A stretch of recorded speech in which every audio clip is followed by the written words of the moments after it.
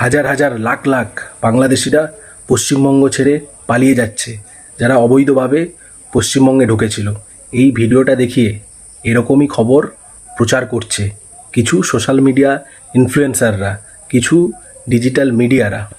কিন্তু এটা একদম মিথ্যে, এটা একদম ফেক ভিডিও।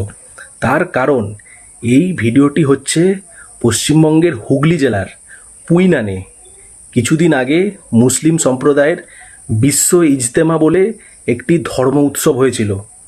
সেখানে প্রায় 150টা দেশের প্রতিনিধি থেকে শুরু করে মুসলিম ধর্মাবলম্বী মানুষজন সেই উৎসবে যোগ দিয়েছিল। এটা তারই ভিডিও। আর এই ভিডিও দেখিয়ে বলা হচ্ছে পশ্চিমবঙ্গে নাকি এত অবৈধ বাংলাদেশি ছিল।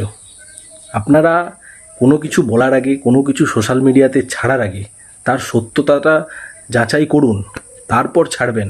কেন এভাবে মানুষকে ভুল বোঝাচ্ছেন, মিথ্যে খবর রটাচ্ছেন?